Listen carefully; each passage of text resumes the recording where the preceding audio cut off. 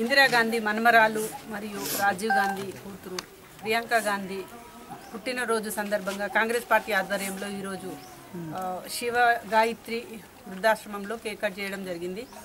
అందరూ ఎంతో సంతోషంగా ఉండాలని, అదేవిధంగా ప్రియాంక గాంధీ ఆయుర ఆరోగ్యాలతో ఎంతో పార్టీని ముందుకు తీసుకెళ్తూ ఉండాలని చెప్పి మేము కోరుకుంటున్నాము.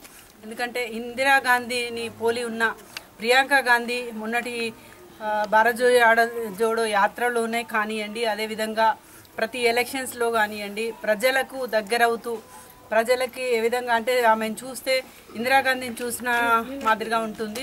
అదేవిధంగా అదే పోలికలతో అదే ఉండడం ద్వారా ప్రతి ఒక్కరి కూడా మళ్ళీ ఇందిరమ్మ రాజ్యం రావాలనే విధంగా ఉంటుంది. కాబట్టి ప్రతి ఒక్కరూ ఇందిరమ్మ లాగే భావిస్తున్నారు. అదేవిధంగా ఆమె చేసే సేవా కార్యక్రమాలే కానివ్వండి ప్రతి ఒక్కటి కూడా ప్రజలలోకి వెళ్తున్నాయి. ప్రియాంక గాంధీ గారు ఆయురారోగ్యాలతో ఉండాలని చెప్పి కాంగ్రెస్ పార్టీ ఆధ్వర్యంలో చేయడం జరుగుతుంది. ఆమె చూసుకుంటే ప్రతి ఒక్క కార్యక్రమాలన్నిటి చేయడం జరుగుతుంది.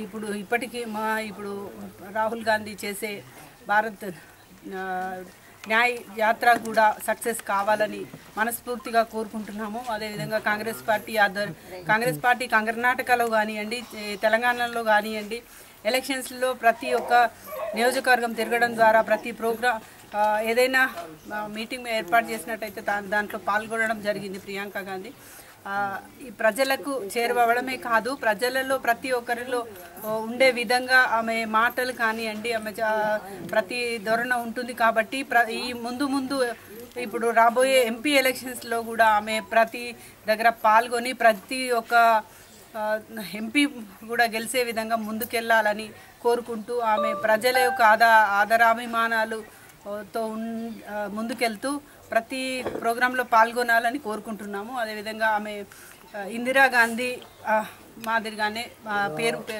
గాంచాలని చెప్పి ప్రతి ఒక్క కార్యకర్త కోరుకుంటున్నారు. రాబోయే ఎంపీ ఎలక్షన్స్లో ప్రతి ఒక్క కార్యకర్త కష్టం చేసి కష్టపడాలని చెప్పి కోరుకుంటూ, ఎందుకంటే ఇప్పుడు చూసుకుంటే ప్రతి ఒక్కరూ ఒక ఏదైతే మోడీ ప్రభుత్వం ముందు ఒక మతాన్ని అడ్డు పెట్టుకొని ముందుకెళ్తున్నాడు. మతం కాదు, మనం జీవిస్తున్నది ఇండియాలో, భారతదేశం అంటేనే మత సంస్కృతి సాంప్రదాయాలతో ముందుకెళ్తుంది. అలాంటి సాంప్రదాయాలు ప్రతి ఒక్కరు గౌరవిస్తున్నాము.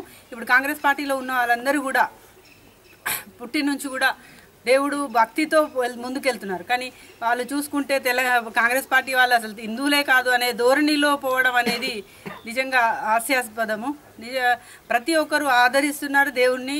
అదేవిధంగా కాంగ్రెస్ పార్టీ సెక్యులర్ పార్టీ అనే ఒక ధోరణి ఉండే ద్వారానే కాంగ్రెస్ పార్టీని మీరు ఓన్లీ హిందూ మతాన్ని అడ్డు పెట్టుకోవడము హాస్యాస్పదంగా మాట్లాడుతున్నారు. నిజంగా మతం కాదు, పార్టీ అనేది ముందుకెళ్ళాలి అంటే ప్రజలకు సేవ చేయాలి అనేది ఒకటే కాంగ్రెస్ పార్టీలో ఉంటుంది. ఇందిరాగాంధీ కూడా చూడండి, ప్రతి ఒక్కరు చూసిన పేదలకు సహాయం చేయడము, అదేవిధంగా రాజీవ్ గాంధీ చూసిన ప్రాణాలు త్యాగం చేసే పార్టీ కాంగ్రెస్ పార్టీ. 139 సంవత్సరాల నుంచి కాంగ్రెస్ పార్టీని ఇండియాలో భారతదేశంలో ఆదరిస్తున్నారు అంటే వారి చేసిన సేవలు మాత్రమే. అలాంటి కాంగ్రెస్ పార్టీని ఈరోజు రాబోయే ఎలక్షన్స్లో ప్రతి ఒక్కరూ ముందుకెళ్లాలని కోరుకుంటూ, అదేవిధంగా కాంగ్రెస్ పార్టీలో జనరల్ సెక్రటరీగా ఉన్న ప్రియాంక గాంధీ బర్త్డే సందర్భంగా ప్రతి ఒక్కరికి శుభాకాంక్షలు తెలియజేసుకుంటూ ఆమె ఆయురారోగ్యాలతో జీవించాలని, ముందుకెళ్లాలని, ముందు కూడా మంచి పదవులు ఆమె సాధించాలని కోరుకుంటూ సెలవు తీసుకుంటాం. జన్మదిన కార్యక్రమం మహిళా కాంగ్రెస్ ఆధ్వర్యంలో శివగాయత్రి ఆశ్రమంలో చేసుకోవడం అభినందనీయం.